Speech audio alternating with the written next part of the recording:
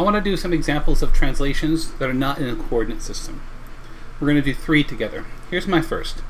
Translate the rectangle using this displacement vector. So here's the displacement vector. Remember, this vector points the direction that every point is going to move, and the length of the vector from start to end shows the distance. Now, I'm not interested in laser perfect precision on these. I'm more interested that you demonstrate your knowledge, that you understand what translations are. So when you're doing these translations, I'm not interested that it be absolutely perfect. But the idea is this. We want to imagine taking this vector, this arrow, and moving it so its start is at A, and then at B, and then at C, and then at D, because those are the 4 points that define this rectangle. And then A prime and B prime, etc. will be at the end of the arrow. So I'm going to visually make a copy of that arrow. I'm going to dot it. It doesn't have to be absolutely perfect, but it should be roughly the same direction and distance as the displacement vector that was given. So something like that. That's pretty good. And remember, you're just demonstrating your knowledge of the idea. So A will move here to that position. It'll slide from there to there. That will give me A prime. B will slide to here, and B prime will be there. And remember that when you translate objects, they slide without turning. So the translated rectangle will be exactly the same shape and size and have the same orientation. So when I connect A prime to B prime, it should look just like A to B.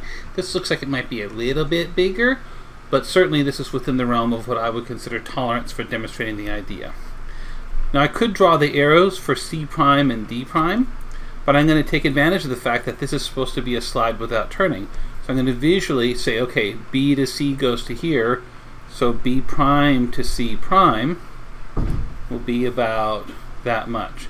And if you're more concerned about accuracy, you can actually take a ruler. I always use the centimeter side and measure. Like B to C looks like it's 36 millimeters. So this should also be 36 millimeters. But again, I'm not interested in absolute laser perfect accuracy. I'm interested that you demonstrate the knowledge of what a translation is. D prime will be here. I need to connect A prime to D prime because A to D was connected. I can draw on these arrows for the sake of completeness. And so here's my translated rectangle. Every point on this rectangle has slid down here. And ideally this rectangle would be exactly the same as this, slid without turning. It's not quite accurate, but it's enough to demonstrate your knowledge of a translation. Here's my next example. Translate the triangle using the vector from A to C. So here I'm describing a vector in a slightly different way than I did in the other video. I'm describing a vector by saying it goes from a point to a point. So I'm looking at the vector that goes from A to C.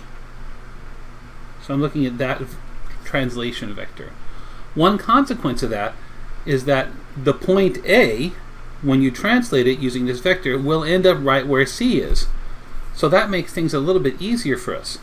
This point A is going to translate directly to there. So that point, which is C, is also the image of A. It's also A prime. A slides directly to there.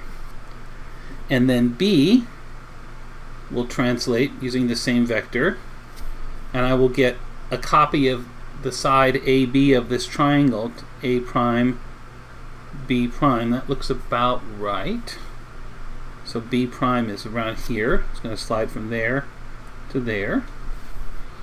And then since B to C looks like it's roughly horizontal, because the translation slides without turning, B prime to C prime will also be roughly horizontal, and C will slide from there to around, looks like it's around there.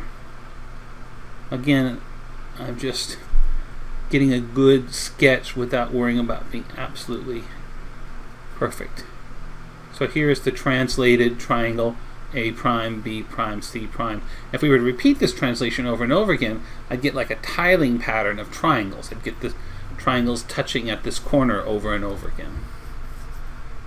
One last example. Translate the square 3 centimeters in the 240 degree direction. So let me put up that compass that defines the different directions. Again, I'm not super concerned that things be laser perfect accuracy, but if you are concerned that things be a little accurate, you can get a protractor. There's a few places you can get a protractor. You can order one online pretty inexpensively. Most drugstores have cheap ones. You could go by PCS. I have a few in my classroom, certainly not enough for every student in geometry, but I have a few in my classroom, and if you go by the office, you could ask them to, you could ask to go get one from my room. They're in a bin on my shelf. Probably the easiest thing to do, however, if you have a printer, is just to go online and print one out and then cut it out. It doesn't need to be perfectly accurate.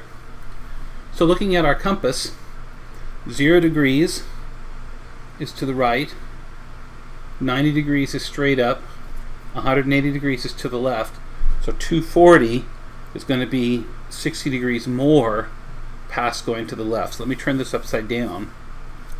So this is the 180 degree direction, then I got to go 60 degrees more. So I want to go this direction.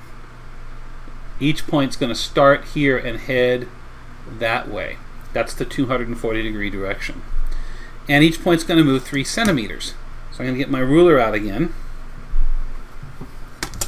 I'm going to combine these tools as best I can. So probably the easiest thing to do is to put this here. Let's do this point first. Let me label this. Let me label this A, B, C, D for reference purposes.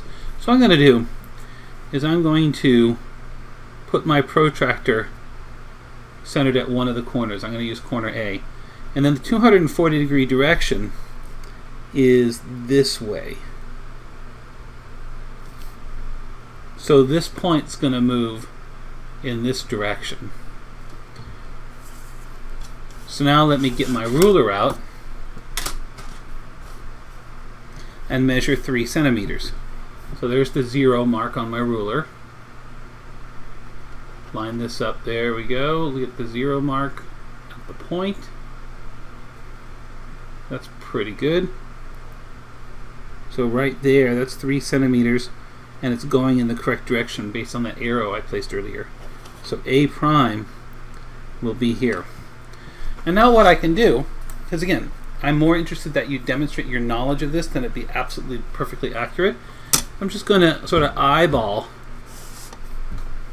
these sides moving down here. So A prime to D prime will be something like A prime looks like that. So this is going to be running parallel. So D prime will be around there. Then I have to go up in this direction. That looks like it's pointing right around there. That looks like good C prime. And then I'll finish my square. Kind of looks 3D if you put in all of the dotted lines connecting.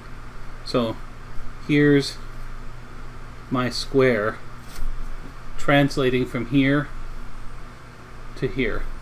This is a 3 centimeter move, and using the compass, it's in the 240 degree direction.